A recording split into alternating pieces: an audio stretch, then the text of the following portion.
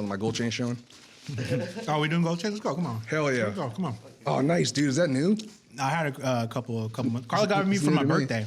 Nice, dude. The herringbone. It's called I don't know, Cuban. I don't know what the fuck it's called. I barely remember. Yeah, Cuban link. Is it? I think so. I don't know. It's like a fat herringbone. Looks good. I just had the old school, the tie chain from the, the 80s, you know what I'm saying? Are we rolling? Yep. Oh, okay. This is a little, so little you said hand-me-down. We're good to go? Hasn't left my neck since 1998, except for... I like that. That's consistent, man. I like that. Except for, when law enforcement requires. This is your camera. Okay? And this is mine. Yeah, I'm going to screw this up. Numbers going down on that? Numbers going down? What do you mean? Is there a red button glowing on the right? Red button means you're Recording? Oh, yeah. Is it red? Yeah. Yeah, it's red. Okay. So we're good? Yeah. Are you sure? Yes. Because the numbers on top should be glowing. Okay. All right. What's up, everybody? Welcome back to the TapiocaTalk podcast. Today, I have my good friend on the pod. Oh. Just double checking. I got my good friend on the pod, Bruce Bonavong? Yeah, Bonavong. We're such good friends. He Bruce can't pronounce my name. To be fair, a lot of people in my own family can't pronounce our last name. So Bruce Bonavong of Golden Gate Operations. Bum, bum, bum, bum. We really got to download that onto the board, dude. That's the third button. That's applause. And then the second Oh shit, I started playing the intro music. this is great fanfare here. This is a mess, boy.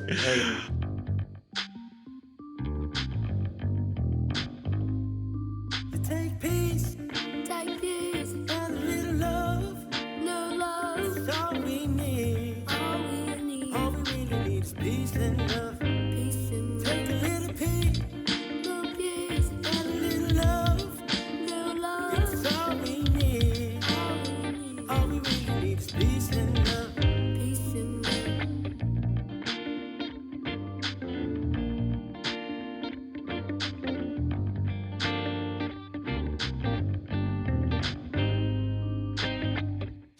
Identifying the goals.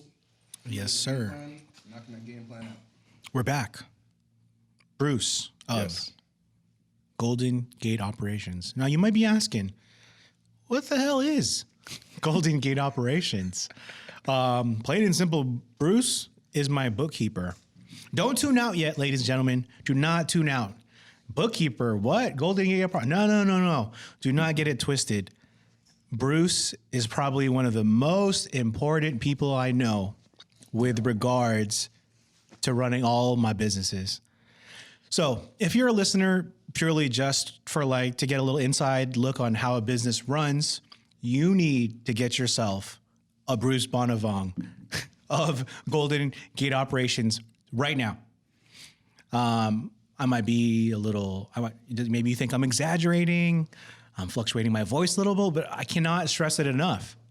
You need yourself a Bruce Bonavong. Even if you just have one business, you need a Bruce Bonavong. You need a Golden Gate Operations. But if you have 3 to 4, boy, he's like, you're not the quarterback. You're like the fucking, what's like the maybe a coordinator, What's like you're like the coordinator? Yeah, one of the coordinators, maybe like a Draymond Green type, Yeah. I'm the role player. I'm the Pippen to your Jordan. Yes, and if you don't have the Bruce Bonavong, everything falls apart. Trust me, it's like the truth. I mean, it could fall apart, but it's less likely for things to fall apart if I'm around, for sure. It almost fell apart in 2017 when I didn't realize I needed to do my books. At least you did. A lot of people, because you were still in year one, or, year one of Open Doors, because obviously year one was, October 2016, if I remember correctly? Yeah. Of registration and blah, blah. Exactly. But yeah, so you came to me pretty early, because, the worst part of doing books, I do a lot of all the stuff that Reese is talking about, but it all starts with the books, right? Just fixing crappy bad books is worse. You had some stuff in there. It's not because out of bad effort or anything. The effort was there. It's just he just didn't know what he was doing, right? He's doing his best, but he just doesn't know how. It's like being a mechanic, right? You do your best. Sometimes it works. Most of the time, you're better off getting somebody that can do it. Obviously you got to trust them, but yeah. Well, what's that one show again, Erico? Can you pull it up? Unless you can think of it, I forgot. It's she works for the president. Murder, She Wrote. No, the other one. The other she works for the president, but like she's a fixer. Step by Step. No, not step by step. What is it called? She fixes things for the president, like when there's a scandal. Oh, it's called Scandal. Oh. It's called Scandal. How about that? Yeah, Bruce is like the fixer? The fixer of all of my businesses. Like when something happens, I call Bruce, and you're like, okay.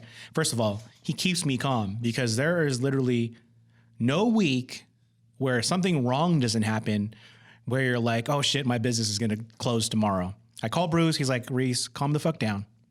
Everything's gonna be okay. And I don't always say everything's going to be okay, but I do say calm the fuck down. yeah, and you don't know how good it is just to hear that. Even if Bruce is lying to me, at least like someone's telling me it's gonna be okay. I wear a lot of hats, but liar ain't one of them, man. There you go. And Bruce knows more about me than some of my friends because, I mean, there's no way around it. If you have a bookkeeper, he sees the ins and outs of your business. So before I met Bruce, I didn't know what the fuck a bookkeeper does. I didn't think that they were important. I didn't think that was a business. I thought it was just like no offense. I thought a bookkeeper is like this old lady who wears like a little sweater. Yeah. And then she has a pencil. And then I she wore a kind sweater of on the way over. Yeah. You know what I mean? Like that's what I had in mind. And she has her little notebook and she just like ticks and tags. Green visor. Yeah. Not necessarily a lady, but like that's just the picture I make. Could be a man, could be a woman, could be a what's the other one called? Non-binary. And, Oh, yeah. you know, we're about all shapes and sizes here. Declined to state. Yeah. You could do whatever you want. I don't give a fuck. But anyways, as you could tell, I'm a little relaxed today because this is my homie, but also he's almost like a partner here, man. And we met, like you said earlier, in 2017. Yeah, I think I summer went a whole 17. year. Summer 17, I believe we got started. And then we finished the initial, like, you know, we're bullshitting back and forth for a little bit. Not really bullshitting, but like, you know, the initial, you know, like we're feeling each other out. And I don't remember when you signed your service agreement, but it was somewhere mid, like somewhere between summer and fall of 2017. And then we finished your books that year. We're still dealing with Brenda, so Yeah. so am I allowed to name drop? Yeah. Brenda's like, she's not going to listen to this. Dude. Yeah, but you know, I don't like, you know. Shout out to Brenda. One, I don't like talking trash. Yeah. And two, when I do, I like to, we'll just say the previous CPA. Well, it's too late, right? Well, first of all, dude, Brenda's really good. She just wasn't good to us. Yeah. So most accountants, you know, bookkeepers, whatever.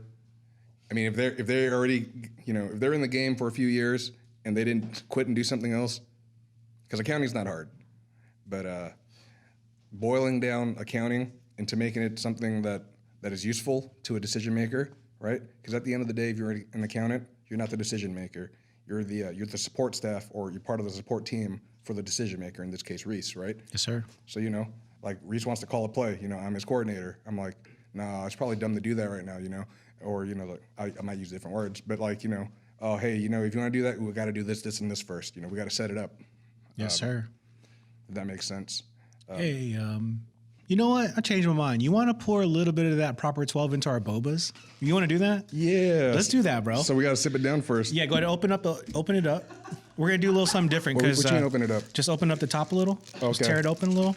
I'm gonna use a straw, bro. And you make a little bit of room. Okay, we're gonna do Guess That Boba right now. I'm sorry, this podcast is a mess, but No. it's everywhere. We're gonna do it today. I'm all about shooting from the cup. Okay, so we The cup do a shooting from the segment hip. on this podcast called Guess That Boba.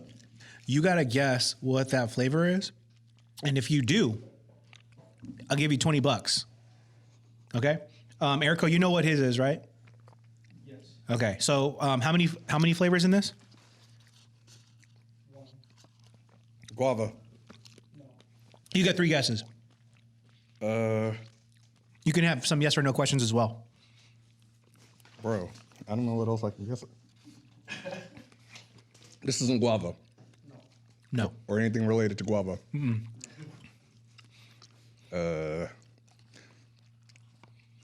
Come back to me. You do yours. Let me think. I already know mine. Oh, what the hell? I'm not playing. You are. Oh shit! I thought we both had different. Oh man, shit. This mango iced tea is delicious. Oh man. Yeah, all right. Mango iced tea. Nope, because I have a mango iced tea. Oh, you son of a... Now you only got one more guess, Bruce. It's like... I taste the tea, obviously. Utilize your yes or no questions. Damn, I don't have a... You know, it's like you learning how to do accounting, right? Like, you don't have, like, the groundwork to start with. I just accept anything you guys give me. Like, I remember one time I went in, I was like, I don't even know what I want. Because normally, in the past, I used to only get almond milk iced tea. Or almond milk tea, right? Easy Boba. That was my thing. And then someone introduced one. Then I found out lychee was an option, which is like my all-time favorite flavor. So I always get lychee milk tea now. And then one of your staff, I forgot her name, but she recommended the Princess Jasmine. I still don't even remember what's in that, but that was amazing. But I'm embarrassed to order that, you know, so I don't get it. Why are you embarrassed to order that? It is 2021, Bruce. Yeah, it is what it is. You could do whatever you want now. Yeah. There's no rules. And I fully agree with you. But what I want to do is feel insecure about ordering something called the Princess Jasmine. You know what I mean? That's like when I go into a Chinese restaurant and then everything is like the real good Chinese restaurants don't have English names. You're like, yeah. Can I get the number 39? Yeah, you either point or you say the number. Yep, yeah. And then the second part is if you do know how to pronounce it, you know, because, you know, like it's levels to this Asian thing, right? Like, he's like, all right, do I show them that I know how to pronounce it the right way? Or do I, you know what I'm saying? Okay. Obviously, we use the numbers, but like, you know. So you don't want to be like, can I get the Princess Jasmine? Yeah. You know, like. Can I get the Princess Jasmine, please? Yeah. Excuse me, sir? Yeah, it's like, You want the Princess Jasmine? Yeah. Shoot. No, This guy I here, misspoke. he wants the Princess Jasmine, with or without boba. Shout out to all the Princess Jasmines out there. All right, you know, I know it's I gonna want help you you. all. I know it's gonna help you guess this flavor. Put a little bit of that motherfucking whiskey in our bobas. Oh, yeah. Sorry. You had me, with, Give me about a shot, bruh. Not close to the equipment. do it. No expense, baby. I feel so bad. Hey, if you're listening or watching, Chase, I didn't drink with you last week because I just wasn't like feeling it. You know what I mean? Bro, it's Monday. Dude, Chase. Are we allowed to say what day it is? Yeah, Chase of Isle of Cookies brought me some fucking Terramana tequila last week. Shout out to you, brother. Thank you so much, man. Next time you come back on for sure. Salud, brother. Cheers. To bookkeeping. To just running business, all right? Like, Cheers, brother. All right. bookkeeping is important, but It's so important. What's your guess? But it's just all right. Hold on, let me do this guess first. Ooh, I think we made a drink, y'all. Proper 12 and boba. It's so good. Man, I don't know, dude. Brown Delight. Okay, you lose. What is it, Erico?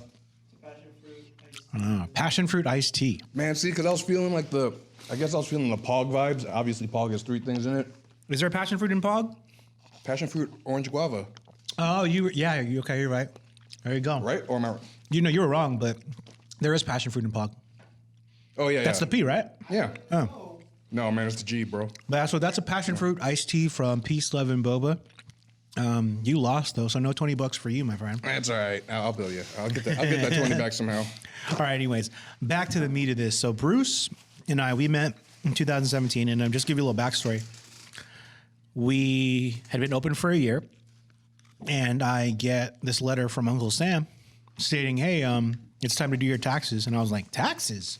I was talking hella shit on the previous podcast about how I had 10 years of experience working at Sassoon Seafood Center, like how I seen every curveball, but somehow taxes slips through my hands. And I realized, oh shit. So I tried to do the books myself. And I learned about things called QuickBooks.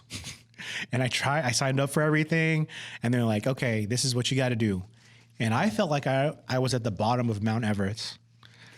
Like, that's literally how I felt. I was like, man, dude, I got a long way to go. How am I going to do this on top of managing my staff, keeping Peace, Love, and Boba open, this, and that?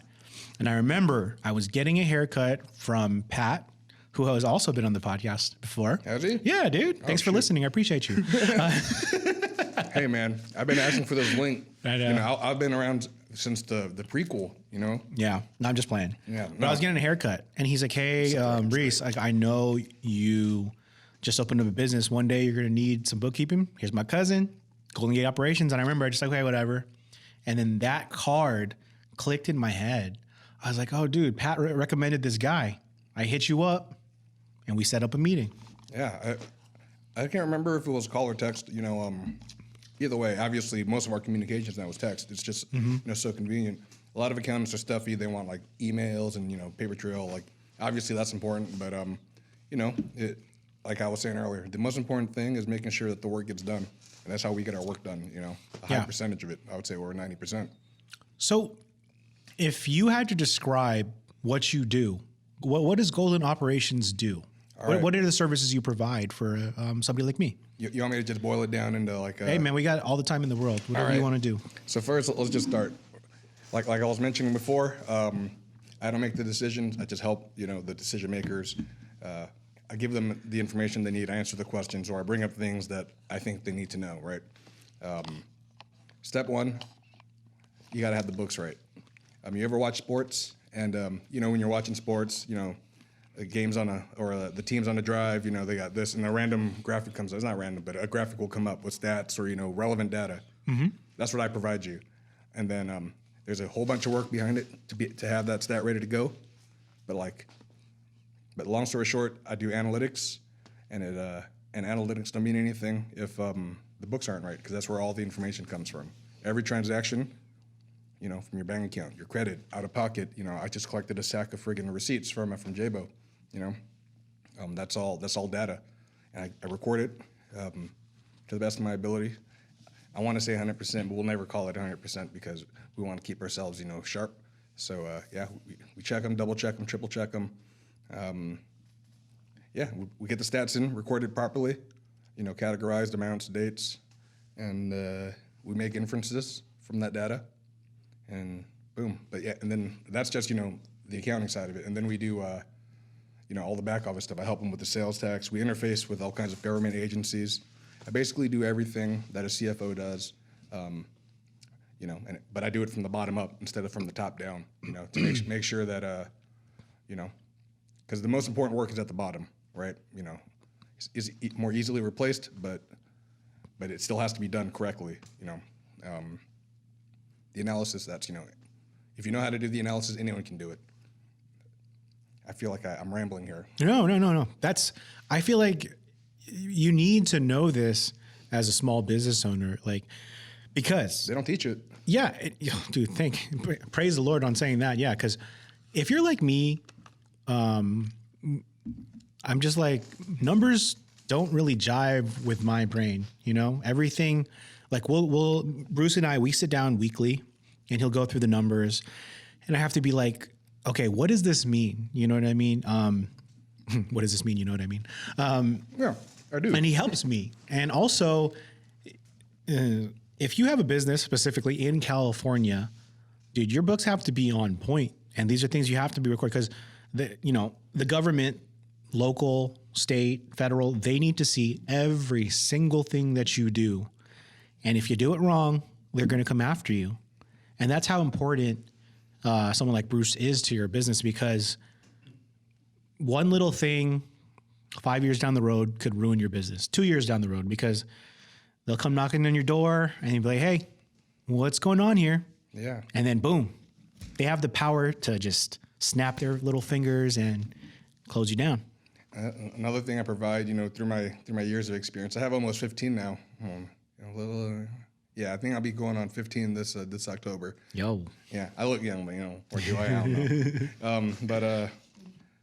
So over that time, obviously I've honed my craft, but I've also built a vast array of contacts, which is, you got to know, it is what you know, but just as important is who you know, and building bridges. And, I don't know everything, but most of the time I know who I can call so I can learn what I need to know, right? Because in the past, when I was younger, I thought I knew everything. Yeah. And then... Yep, me too. Yeah, and then, I was like, man, what am I missing? I have, in theory, a bunch of talent, right? And then it's like, what am I missing? I had to get humbled a bunch of times, like, oh, wait a second, I don't know shit, And then compared to, what I think I know. And then, boom, now you just start trusting other people. Obviously, you got to vet them and learn. You're going to make mistakes trusting people sometimes, but, farm it out. It's not the term I want to use, but know when you can't do something or when you need help with something. Yeah. And that's like probably some of the best advice someone will ever receive. you can't do it all by yourself. Yeah. Like what I experienced in 2017. Because, I mean, you know, it's, again, like I was saying before, bookkeeping and accounting isn't that hard, but the amount of time that it would have spent for you to figure it out, think of how, like, let's say it took you, I don't know, we'll just throw a number out there, like 400 hours. That's 400 hours while your business is still young, that you were trying to learn how to do this, that you're not doing other stuff, important stuff, the actual work of your business, right? Yes. Like Biggie said, you don't need to worry, man. Your accountant handles that. Yep. Right. That's what I'm here for. I mean, you still need to worry a little bit. You need to be aware, but the actual details, I'll handle the details. You know? Yeah. That's. And maybe you're listening and you're thinking, maybe you're even Googling right now, how much does a service like Bruce cost, or how much does an accountant cost? It costs some money, but it's some of the best money like you'll ever spend if you have your own business, because it gets done properly. So let's say you get done with a 12-hour shift, cooking or whatever you do, and you're super tired, and then you get home and you're like, oh, I got to record all this shit. You make one little mistake, it turns into like, I don't know, $1,000 you missed or something. The government's not going to forgive you just because like, oh, I was tired, I'm sorry. Yeah. No. And then that's even if you know, and you won't even know about the mistake until someone told you, right? Yep. And then that $1,000 turned into like a $3,000 penalty, which you don't have because it's a slow month. So these things just snowball, which happened to me. I remember those early years, man. I know. So, But hey, you got past them, right? It's nice because not a lot of people who open restaurants, you know, especially in California, can say the early years because, you know, or it was the early years, then it's over, yeah, you know. I do feel very lucky and blessed that we are still here till this day. Yeah. You So guys are Bruce, thriving. yeah, how did you get started? Where did you go to school actually, man? You went to UC Davis? I went to UC Davis, So you went to UC Davis and studied econ and psych. what? Mm-hmm. You studied econ and psych? Econ and psych. Interesting. All right. How did you fall into the world of So bookkeeping? All right, I'm gonna keep it 100 here. So I dropped out because basically, you know, mommy and daddy, you know, I don't come from a rich family. Mommy and daddy couldn't pay for college, and I took the last of my student loan money. I started betting on sports. I took my econ knowledge, game 3 basically. I just sports gambling. 1 year I hit so good, man. I don't want to say it was like 07 or 06. It was one game because I was doing mostly parlays, but one game was my like I can do this. Dolphins, Patriots, mud game in Miami. In that period of time, everyone's Patriots no matter what. But I just knew. I was like, Miami. I bet the farm, dude. I remember that game. Yeah, I bet the farm, and it wasn't a big farm because I was like about 23 racks on one game, and that was it. Wow. If I didn't make it, I had to go crawling back to mommy and daddy. No money, no nothing. Like, help me. But I made it. And then that was year one. Great, I did good, or I thought I did good. Almost $100,000 in a year, and then I was just like, yeah, man, I'm awesome. And then the next year I didn't make anything, so I had to get a real job. And then so I started working for the state Department of Corrections. Wait, hold on though. I'm gonna pause you right there. I don't know this. I didn't know this about you. So, Oh yeah, you went all in as a sports gambler for 1 year. How old were you at the time? 22 or 23. Wow. I was working at Sophia's Thai restaurant in Davis, bussing, bartending, bar backing, mostly bouncing. But I started as a busboy over there, and then So okay. So you said you put how much on this mud game? like almost $23,000, I think, if I remember right. So this is all the money you saved up, or did you like? This is like every penny that I had, except for like, because I just felt this way, except for like 1 month of like survive money, like rent and like top ramen money, basically, and like some booze money. So how far into the game were you before you made this bet? Like, was this like the first month? So normally when you bet on football, sorry to cut you off. Back then, this is before Thursday nights were like every year, or every week, I should say. So normally betting lines come out Thursday morning, and then we would make a trip to Tahoe, and do it live. But in this case, I'd use the website betjamaica.com. It's shady as heck, but because you can bet all over the internet in those times. You have to use a proxy, blah blah. You buy tokens, you cash out the tokens. Shoot, what was the original question? I'm rambling. At what point of? Yeah. So I do my, Like, were you 3 months in before you put this 23,000 into your or was this like your very it was first bet? I want to say it was like week 9. So you were very new week- into. No, like specifically though, like how long have you been sports betting before you put on this $20,000 bet? Oh, casually, I don't know, since I was a kid, man. Oh, okay. Yeah, So you've been okay. Because you research it.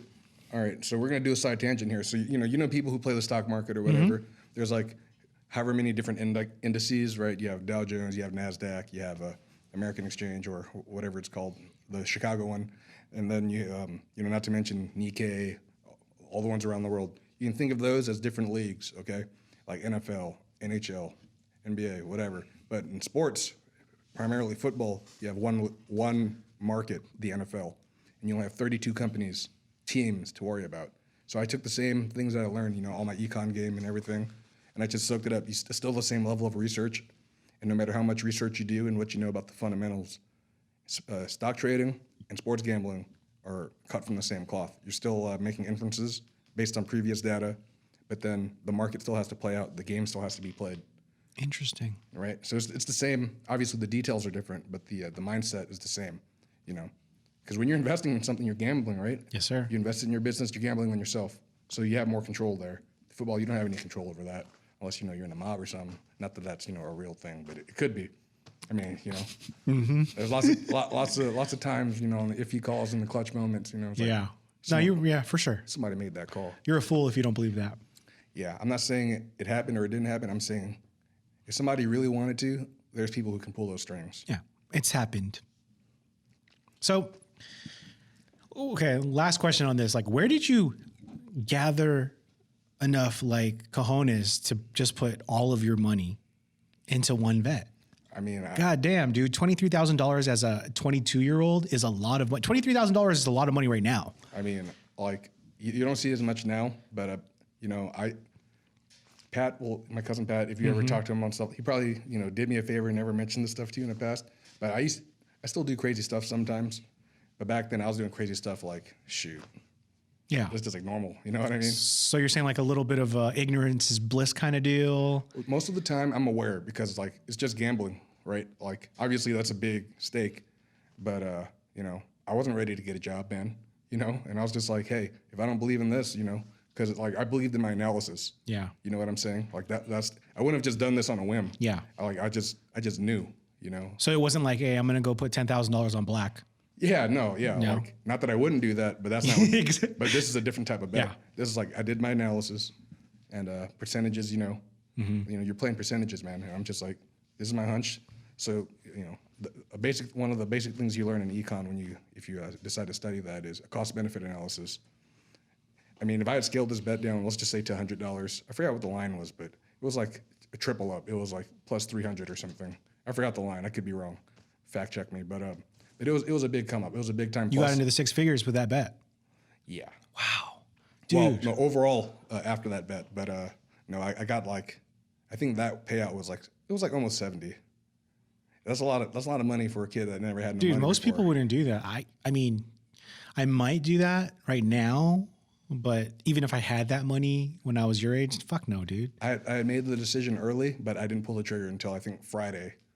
Oh yeah, like now I remember the question. So Thursday night normally, or Thursday morning, the lines come out because the injury reports, and then but nowadays I think final injury reports are Friday, and the lines progress all the time now because the internet's evolved so much, or if you live in a gambling town, but yeah, we would make our trip on Thursdays to drive out from Sac to Tahoe because I was in Sac at the time, and then and then on Sunday we'd watch football and.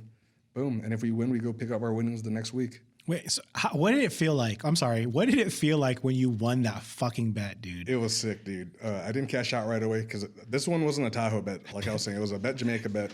Oh man, the cash out itself was a whole nother story. But because, that was the shadiest check I ever received.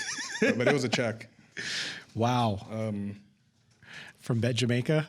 So and then when the money comes back to you, it's under a different company. It's called like TK Industries or something. Mm-hmm. But so when I went to the bank to cash it, friggin' was fine. And then the next week I tried to pull some money out. Department of Homeland Security had frozen my account. Dude, that was a scary feeling. No way. But, they thought it was like some crazy like money laundering or like some terrorist shit. I don't know. And then I was just like, no, I'm just a regular old degenerate gambler, and I just hit. They're like, you don't have any history of doing this. I know, because I never hit before. And then So they like questioned your win? yeah, I mean, it wasn't serious. I just made a call, and I just told them I'm just some dumb kid. I'm not like, Yeah. I'm not like funding terrorism, or I'm not being funded to do that stuff. See, look, once again, that's how important it is to have your books on point, dude. See, if you're making money, someone's gonna show up to make sure they get a little piece of the pie, and that's why you need a bookkeeper, man. Yep. That story, I don't know how that would like rub on anybody else, but that makes me feel more comfortable with you. Well, It really does, dude. it's You not gotta like- have some motherfucking balls to do that shit. Yeah. I mean, but I would never do that with another person. I might make a recommendation. Oh, I or know. might, I know. but Yeah. But this is just me. I can manage everyone's money amazingly, except for me. Well, you won. Oh, I'm sorry, Bruce. A little bit closer to the mic. Yeah. Thank you. Wow. So, Thank you. Thanks, Erico. there you go. So, you win, really big on this bet, and then you say, okay, it's time to work for the state. That's where I cut you off. Oh no. So like, I didn't make any other crazy bets like that big, but again, most of the time you bet on parlays, which is like five event bet or 7 card bet or 7 event card, and everything has to hit. Let's say you bet $10 on a 5-teamer. I think that payout's like, 7-1. A 3-teamer's I want to say 3-1. So it's like kind of like a mutual fund where like everybody chips in, whoever is interested in this, and then I go and I make my bets. I'm like, hey, everybody, these are the bets I'm going to put in. This is a 3-team card, 5-team card, 7-team card. And then I hit a couple 7s that year, which is cool. But for the most part, I was missing, right? Yeah. But like, it's still a profit. But then you have to split it with everyone. So that was the main way that I was winning. Outside of the big hit. But then it dried up. I didn't get any other big hits, so I had to get a job. I started running out of money. 60K is a lot. But then I thought I was a baller. I bought a car cash. Nice. I was just partying all the time. Not understanding that. Well, that money wasn't going to keep coming in like that. But in my mind, I was expecting it. Yeah. Because I was still a young kid, man. So how did you fall into bookkeeping then? I needed a job bad. My cousin worked for the state. Told me to go sign my ass up because I didn't finish my degree yet. And then I was like, okay, took the state test, got in for accounting, and then grinded for 5 years. And no matter how talented or good you are at the state, none of that matters there. It's all seniority. And waiting in line for the person ahead of you to die or leave. And What was that like? Were you sitting like in a cubicle, definitely in a cube farm, just crunching numbers? Yep. Half the people there are young like me, like trying to figure out how to move up, and the other half are there just trying to hide and not, clock in and, and not get noticed, and collecting benefits. So yeah, after 5 years, I got tired of basically waiting, and it would have been stable and I would have been fine, but clearly you can tell I'm a gambler, and so this was the next big gamble I did.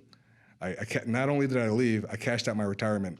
My CalPERS, which is one of the most surefire things. The biggest baller, Bruce. Go ahead. Yeah, Sorry. it's the biggest, it's the most stable, consistent, mutual fund, and only a state employee can get it, right? Mm-hmm. 5 years of accruing CalPERS, at a decent rate. You cashed it out. I cashed it out, bro. Oh man, I like that. At a high penalty, because I was just like, man. So, and I had no plan really. I was just gonna go backpacking and stuff, and then but luckily, right when I left, maybe after about 2 months of partying and stuff, a little summer when I left, I just go on Craigslist, because I've always been on Craigslist looking at jobs, at that time, and then as Lady Ginger Piscatella, bless her heart, of RPG operations, my main mentor. She was basically where I am right now. She needed an employee. She was at the point where she couldn't take on new work and still get new clients. She was at her saturation point, we call it, or her bandwidth ran out. Yes, sir. Something like that. So she needed someone. She hired me. I went in. I soaked up all the game, but I was still in cocky mode. I was partying a lot. I was getting DUI, and friggin'. you know, I threw that job away by being a fuckhead. And then, and then took another break. Luckily, I still stacked. And then I worked for SFB Financial after that, which is like the most, I guess I'm just throwing a shout out to all my previous employers. Shout out to them. But yeah, SFB Financial, Matt, he allowed me, but it's like the biggest bookkeeping firm in the Bay Area. You know, they're a decent rate. Like I'm cheaper because I'm newer, but you know, it's a different way. But they're like the blue chip version. You know, it's like the Walmart's not the right comparison, but you know what you're getting. Mm-hmm. They're stable, and there's like, you know, and they do it. But there was no room because I already knew how to do everything. I wanted like a management position or like, you know, maybe even a partner level, you know, and it just, the position wasn't there. They wanted me basically just, you know, doing the just the grunt work. I don't mind doing the grunt work. If there's like a carrot on the stick, then I'll chase that carrot. But there was no carrot. They were like, this is where we want you. You know, no disrespect or offense, but we just don't have space for you at the top. It's full. So I was like, all right. So I quit again. And then I was looking around at other gigs. I was about to be CFO for Off the Grid. You know, it's like a food truck. Oh yeah, Off the Grid. Yes. Yeah. I was gonna. Really? There were some other firms that I was at, but you know, this whole time I'm building my network, and I don't poach clients, but I could have though, because I mean, you can tell from Reese, you know, like, no, this is me tooting my own horn some more. My clients love me, man. It's because basically when you sign on, usually I'll take a bullet for Reese, all right, but you know, for Reese is for real, but like, I'll take a bullet for you. Basically, if I'm doing the work, I'm treating it like it's my own business. You know, I'm bending over backwards. I'm doing everything. And that's what I bring. You know, I might screw up here and there, but I never lie. I always keep it real, and I don't put on airs. You know what I mean? Like, I don't try to use big words to like hide stuff or be confusing. I just try to boil it down, as you know. I use plain talk, plain speech when I have to. You know, I use the big kid words and all that stuff, but. There's no need to hide that. Let me interject here because I think that's one of the most important things about the relationship that Bruce and I have is I talk to him like one of the homies.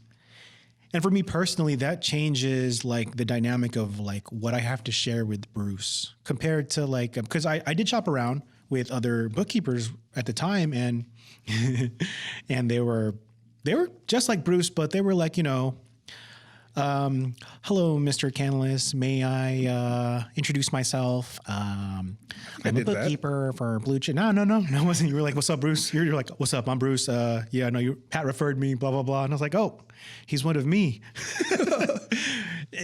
I don't remember, to be honest. Kind of. You know what I mean? Yeah. I maybe just because Pat recommended you. Maybe that's what I was like. Maybe I don't think I ever suit and tied for you. I don't think. No, but exactly. normally on the first meeting, I am like that though. You know, but this is a direct referral, which is, you know, I don't really advertise.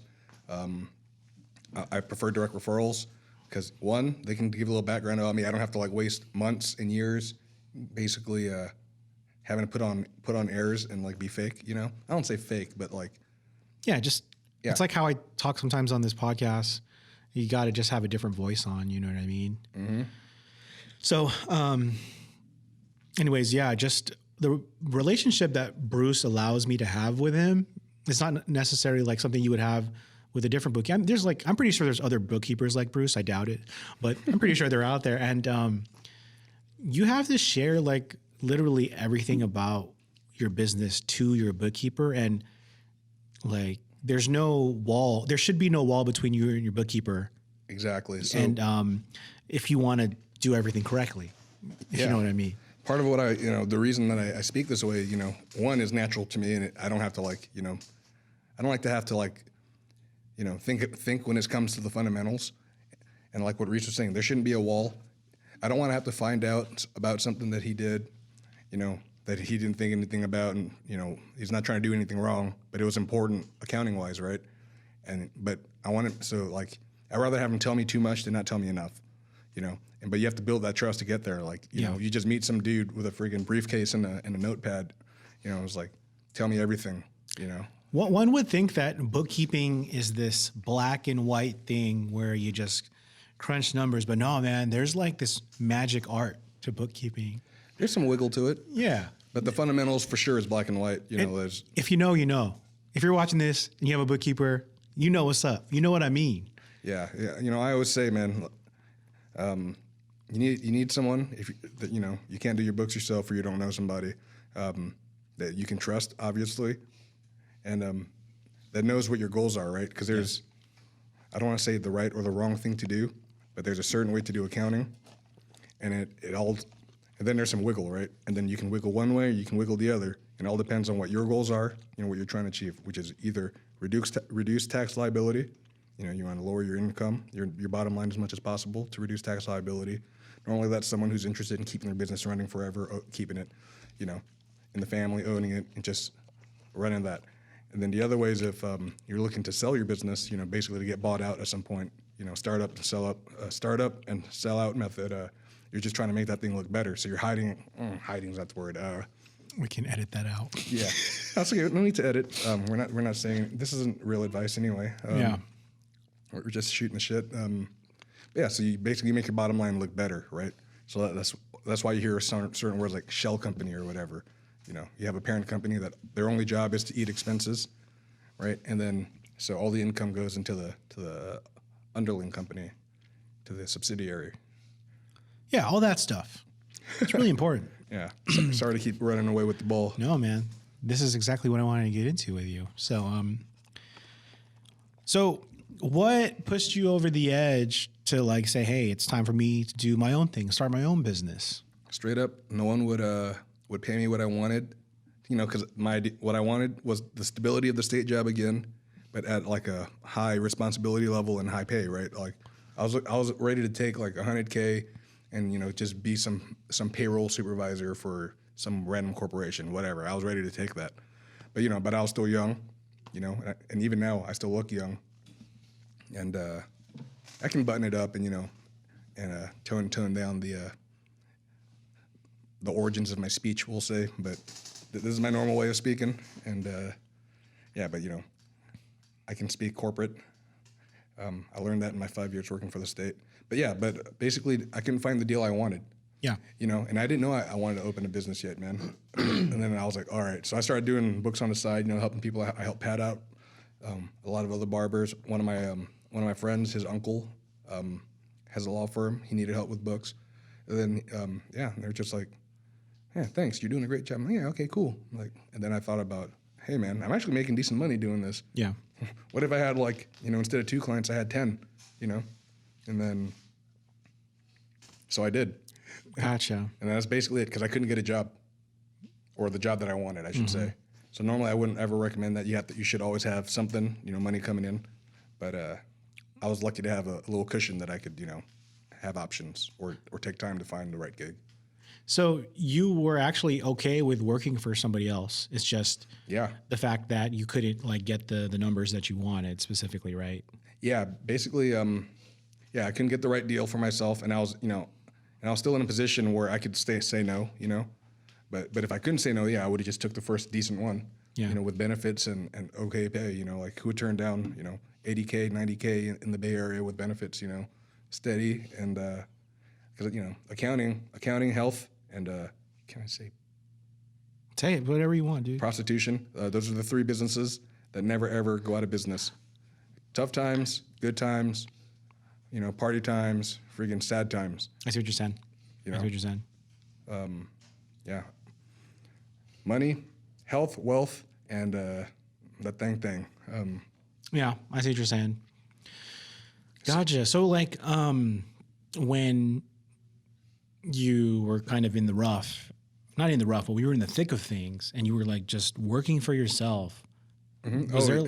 Yeah. So I didn't realize that I could do it all by myself, because, you know, there was always like an umbrella, right? Like a support, like a boss, someone who could say, oh, what do I do now?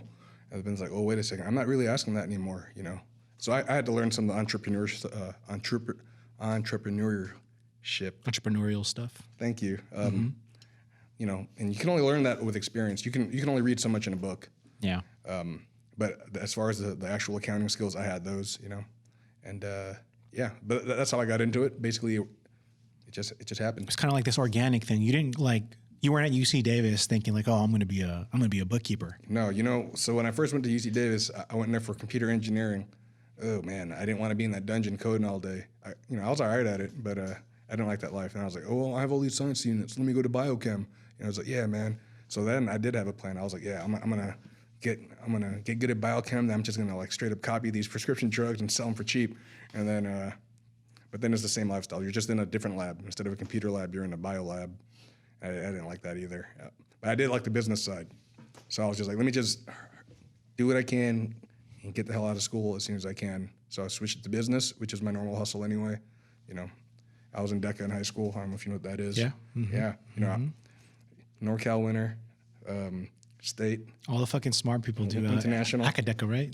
Academica or DECA? No, this is different. So academic decathlon is Oh, what's DECA? DECA is Distributive Education Clubs of America. Okay, I have no idea what that is. Like, do you know what 4-H is? It's like the farmer like thing. Basically, it's like role playing, but for business. Oh, okay. Yeah, and so you learn about marketing and business. So I did that in high school. That was my Interesting. Okay. See, okay, so there's two schools of thought. One that I thought made sense to me the most when I was younger was you dedicate your skill, whatever it may be, to this one thing and you just do it. That you got this one hat and you wear it for the rest of your life. And there's beauty and art to that, that dedication. But, and the other school is the man of many hats, where, also, like, I think back in the day, it was kind of frowned upon. What did they say? journeyman or master? Jack of all trades, master of none. I think when I was younger, it was looked upon as like someone who can't make up their mind. But there's actual books now, if you read about it, where like people are finding more success later on because they're more like well-rounded. You have like 3 careers compared to just one. Yeah. And one thing that one thing that like attracts me the most about you is you are this man of many hats. And like where I'm at now specifically, like I'm just straight up, dude. I kind of want to be like a full-time podcaster. I don't think it's going to happen now, but I think if I can, you got to get to the point where your businesses can run themselves. Yes, sir. This podcast thing is really fun to me, and why not chase like what is fun to you? So yeah, your passion project, man. I like action figure wrestling, but right now it's not at the point where we can replace this as a business. I'm not saying I'm good. First of all, I'm not saying I'm good at podcasting or anything of any of that sort, but it's just really fun to do. I'm having a blast. And there's just something about doing a lot of things. Dude, if you look at it, sports gambler, lover of wrestler, bookkeeper, you're kind of an accountant. I'm an accountant. Huh? I am an accountant. There you go. You're an accountant. I'm just not an enrolled agent or a CPA. That's all. You can't do that at the same. You can't be a bookkeeper and an accountant at the same time, right? You can. You can? Yeah, absolutely. You can. What are we doing here, Bruce? Well, one, I'm not an enrolled agent with the IRS strictly because I do not want the liability. So that's the main difference when you're shopping for bookkeeper or CPA. One, a bookkeeper is a lot cheaper, and then they're more accessible generally, like kind of like me. And then if you have basically it's like you have a car and you can take it to the local mechanic where you can kind of like wiggle and see what's up, or you can take it to the factory where basically the factory will just tell you what's going on. That's more like a CPA. It costs more, and it's more buttoned down, and generally they'll have a better relationship with the IRS or other entities. So there's needs, but you do need both. But basically if a CPA messes up, that's their license. That's everything. Me, if I mess up, at the end of the day, I'm just a consultant, and bye. Sorry, RJ. Yeah. Or sorry, Reese. You notice I don't have any custody of any of your actual money, right? Other than like the things that, and I always text you to get authorization, Yeah. I know what you mean. Yeah. But I don't have your checkbook. I don't, I don't cut checks for you. Yeah. And I don't make final decisions for you, right? I'm just an advisor at the end of the day. Yes, sir. But when it comes time, at the end of the year, then we have Lori. Shout out Lori, RHW CPAs. Amazing. Yeah, if you need an account, by the way, even though she's not taking any. Yeah, she's not taking any right now. clients. That's how good she is. She's turning down clients. She's booked up, yeah, but yeah. So the ideal situation to me, if you're a small business or a startup, you have a bookkeeper like me to run your day-to-day stuff. Through the year, I know Reese's books inside and out, all of his businesses. And then at the end of the year, when it's time to file your taxes, you got to go to a CPA or an enrolled agent if you're lazy. Like your local like tax service that's outside of a taco truck or something. They can do that for you. But if you have businesses, you want a CPA, and usually a direct referral. When it comes to this kind of stuff, you want nothing is better than a referral from someone else you trust, right? Because Super important. Because what are you going to do? You're going to go on freaking Craigslist. You're going to go, Google it. Yeah, I'm just gonna Google it. Yeah, I mean, and I get it if you don't have other options, but yeah, but so if you wanted to, you could just have Lori full time. Yeah, but you'd have to be paying Lori money all the time. And just, pay good Lori money. yeah, because you already pay Bruce money, and you probably think about that. Yeah, and you get a fatty discount, by the way, just so you know. I said it earlier, man. Like, you'll think twice about a lot of purchases you do or how you spend your money. One thing I don't think about twice is when I have to cut a check for Bruce. It's true. I'm not just saying that because he's here, dude. Like, it's just fucking true, man, because you take a load off my shoulders and I have a big load on my shoulders. Dude, yeah, but you got a lot of stuff to run. Imagine how hard it was for you to get to where you even got doing the books for PLB before I came on, and then multiply that by 3. Like, that's all you would be doing. Yeah. Like, who'd be running, your businesses, right? At that point, you didn't have a JBO, you didn't have, and now you have, you have a MAG, and now you have a Cultura, 2 new babies in 1 year. And if you're starting your own business, if you're thinking about starting your own business, one of the first things you need to consider is who's going to do my books and how I'm going to handle my accounting. Because you're going to save yourself like a whole bunch of time, money, and stress if you get that out of the way, especially from the beginning, man, because there are all these expenses that will be accrued before you even open your doors. And your bookkeeper will know exactly what to do. Like, I should have hired Bruce like 2014 when I started because I was spending money from that moment. But how could you know that? Yeah, well, listen to the TapiocaTalk podcast. Now you can learn something and soak up that game. You know what I mean? So, I don't know, like Bruce, like we've known each other for quite a while, and I hope and I pray that this relationship continues as long as I'm investing in entrepreneurship. You know what I mean? Man, I'm here for you. I'm happy to do it.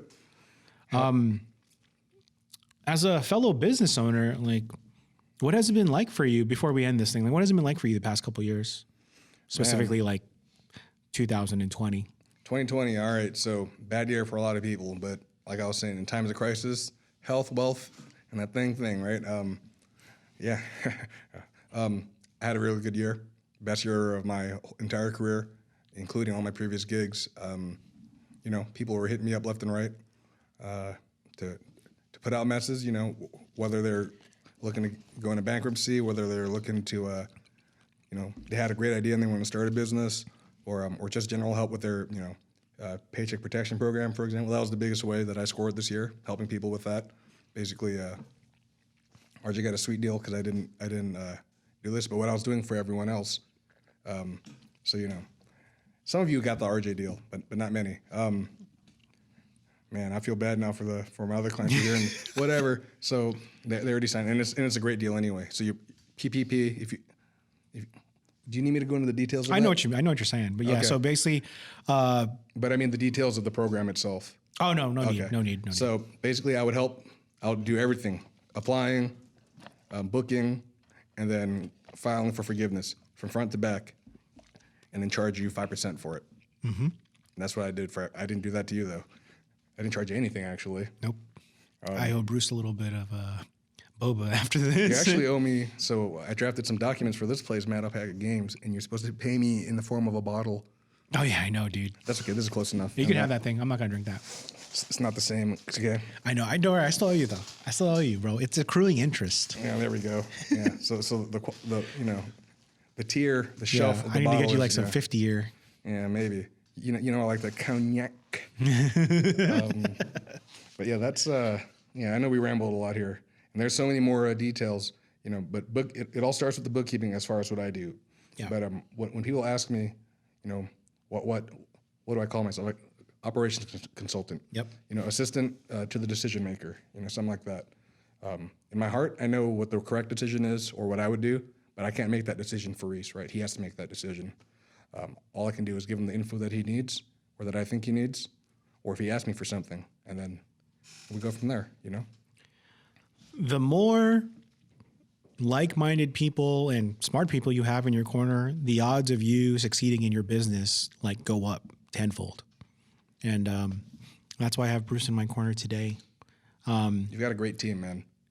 Yeah, I'm so lucky. Yes. And you're part of that team, Bruce. I know. You know, one of the main reasons why I asked you to be on this podcast is really just to kind of give you your flowers, if you know what I mean. I like that. I like that term, you know, to give you your flowers, because you deserve that, Bruce. And I think it needs to be, like said, the people behind the curtain, they need to get their flowers. And Bruce, I can't thank you enough. So he gives me plenty of flowers. Yeah. Well-deserved flowers, green flowers. If there's someone, are you taking on clients still or no? Oh, yeah. Okay. Always. How can they find you, Bruce? Well, multiple ways. First, my website, ggapps.co. That's ggops.co. Golden Gate Operations. Or you can, the easiest way is there's a form right on there. You go in there and click, it'll shoot me an email. If you don't feel like browsing the web, you just want to shoot me an email, it's bruce@ggapps.co. That's my direct email. If you want the generic, email from the website, it's info@ggapps.co. It'll still make its way to me, but it might get filtered to my sales department first if you go to the info or to the website. If you email me, Bruce, that pings my cell phone. It'll make noises, and I have to look at it. And I have a phone number. Excuse me. Oh, go ahead. I'm sorry. No. No, please. I ruined that. That's me being a fake troll. Phone number 415-326-3597. And yeah, that's Golden Gate Operations. We provide you with big business solutions and small business service. If you leave a 5-star rating on the Apple podcast section, you will get a free hour of consultation from Golden Gate Operations, paid by myself, Reese Canlis. A free hour of consultation if you need it, if you leave a 5-star rating. And ladies and gentlemen, Bruce's hour is not cheap. So There's that. And you know what? And if you name drop Reese, when you start engaging with me, I'll match whatever Reese puts on. On top of, you already get an hour for free just, to start. So that's like it. So let's say Reese gave you one, that's 3 total. there you go. And there are people out there who have opened up businesses, and please take our advice. Even if you don't get Bruce, find yourself a bookkeeper, a good one, and a good accountant. Save yourself the stress. Brother, I thank you so much for coming on the podcast, your time, your work, and your service. Cheers to us, my friend. Cheers, man. Cheers. Favorite client, number one, except for all my other favorite clients that I already told that to. Hey, AJ, can you wrap it up for me? I don't want to mess it up. Press the record button. Are you sure? Yep. This one right here? Yep.